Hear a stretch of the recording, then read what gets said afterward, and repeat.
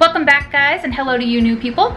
I'm Courtney and this is Phaedra. Today I'm doing the Ride or Die makeup tag that I believe Jaclyn Hill started. As always, all products I talk about are cruelty free. Some brands may have non-cruelty free parent companies, but I still choose to support them. You can check out my cruelty free list on my blog, or you can download it on my Phyrra app. So the first product that I have for Ride or Die is face primer. And my Ride or Die face primer would be the Hourglass Veil Mineral Primer. I went through 3 of the little sample sizes before I decided, yes, I really have to have this, and then I bought the jumbo size. So it's a product I really love. When I'm going to use a face primer, that is the product that I reach for. I like that I feel like it gives me a slight glow to my complexion that I absolutely adore. Next would be foundation, and this was a really hard one. There are 2 foundations that I'm wearing all the time, and the one that won Ride or Die for me is the Lucy Minerals Original Foundation that I pressed. This is a custom shade. It's a mix of 60% Snow White, which is white, with 40% light, which is a light neutral, and that matches my skin tone perfectly. I like it because it gives me nice even coverage, and I feel like it just, I don't know, it looks good with my skin. It's great for days when I just want to like throw something on and go run errands. The close second foundation is the Kat Von D Locket Foundation in shade Light 42. I have shades Light 41 and 42, and I struggle to determine which looks better with my undertones, but I think that they can both work. And I like that one because it's more full coverage, so when I need a more full coverage foundation, it is the perfect foundation for me. So I guess I kind of have 2. If I had to choose just one, it would be the Lucy Minerals. Next up is concealer, and that one's a no-brainer. It's the Kat Von D Locket Concealer in L1. The shade is perfect for me. It works really well under my eyes. I don't find it works as well when I try to cover up zits around my face. I have to basically really work at it carefully then, but for under my eyes to brighten and hide darkness, it's perfect. So that's often what I use it for. Next would be setting powder and under eye setting powder, and for me it's the same product. It's the NARS Light Reflecting Loose Setting Powder. I've gone through 2 jars of it, so for me to keep repurchasing it over and over, I feel like it works really well. It's sort of like a translucent crystal is how they describe it, but I find that if you take it and you put it on like a makeup sponge or a makeup puff and then kind of roll it the way James Vincent teaches you to do, it works really well to help set under the eyes. And I don't use setting powder all the time, but it is a product that, or the NARS one is the one that has been my go-to for years, so I feel like it deserves to be here. Next is eyeshadow primer, and my holy grail eyeshadow primer for years has been Too Faced Shadow Insurance. That has never let me down. I do try lots of other primers to try to find one that works better for me, or that's a different one, or people have been asking me to search for a vegan one. So I've tried a lot of primers, but that's the one I always go back to because it doesn't crease on my oily hooded lids. So for me, it's a ride or die. I need it. Next is bronzer. I don't really wear bronzer. I'm really pale. I'm between N0 and N5. So for me, I don't find bronzer flattering. I often think it looks really orange. But if you're going to press me to pick a bronzer, I would probably say the Urban Decay Beach Bronzer in Sunkissed, because it's a very light sort of peachy orangey color, and I think that it probably would look better on me than most other bronzers. Still not a fan of bronzing, still not something I really see the need for me, but I understand that a lot of people love bronzer. It's just not my thing.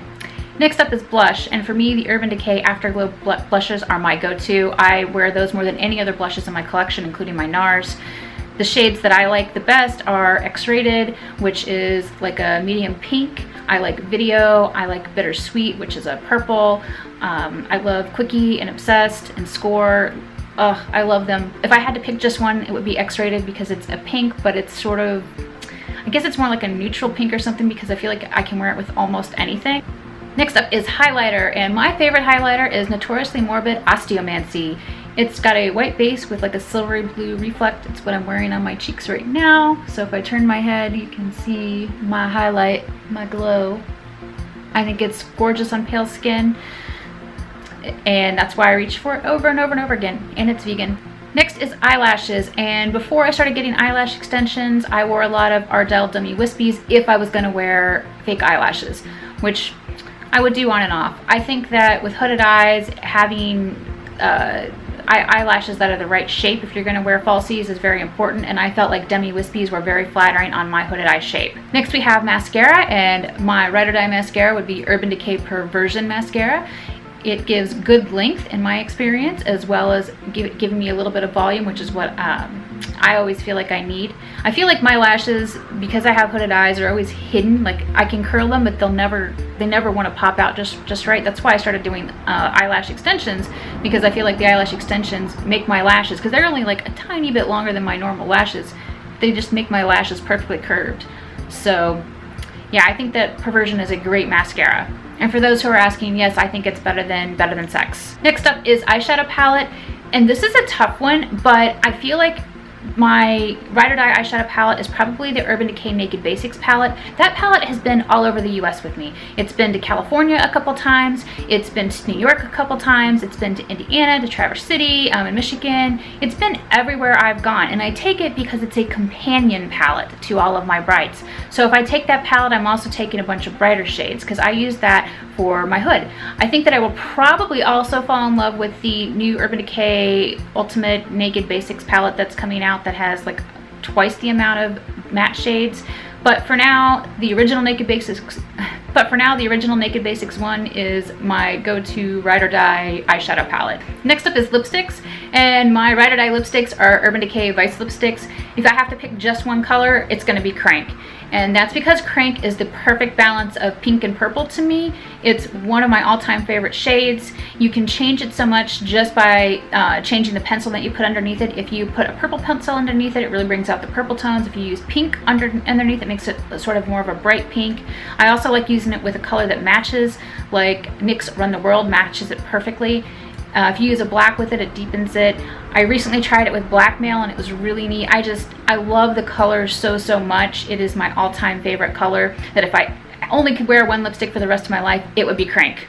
Some of my other Vice favorites are Violate, Heroine, Perversion, Twitch, Pandemonium, Jawbreaker, Frenemy, and Notorious. Next is liquid lipsticks, and Jouer liquid lipsticks are my hands down favorite. I have tried 1,000,001 brands, and there are other brands I used to really love. I'm a super huge fan of the Jouer now because of how comfortable it is to wear. I'm actually wearing Jouer right now, a mix of 2 different colors. If I had to choose just one Jouer shade, it would be Cassis, which is like a matte, cool, muted violet. But right now I have on, I think, Papaya and Pamplemousse. Weird name. I filmed a review of their liquid lipsticks because I've tested both the matte and the liquid metallic formulas, and I think they're great. They're a very comfortable formula, and I've gotten all day wear.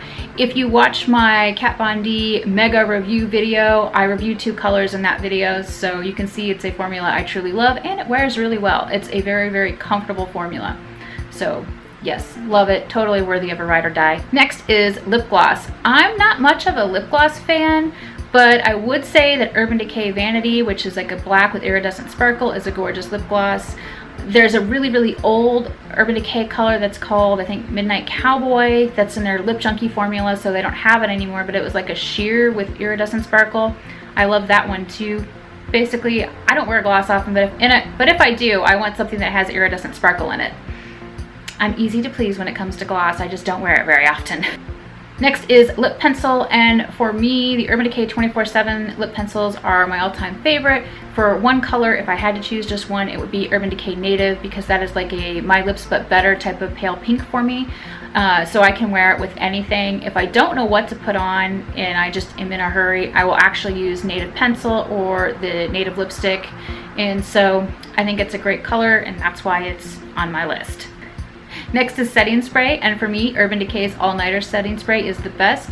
I love that stuff. The way I prefer to apply it is to get a damp beauty blender, spray it onto the beauty blender, and then dab it over my face to make sure that I hit all of the areas of my face to lock in my makeup. I think that's the best way to apply it. Next is perfume, and this is a really tough one for me. So in my purse, I always carry Tokyo Milk Dark Tainted Love and the solid perfume and a roller ball, because I have them from little sets. I don't have a solid perfume or a little roller ball of my other 2 favorite scents because I rotate between 3.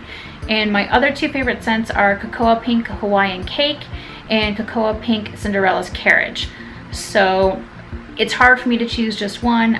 If I go by what I carry in my purse, it would be Tokyo Milk Dark Tainted Love.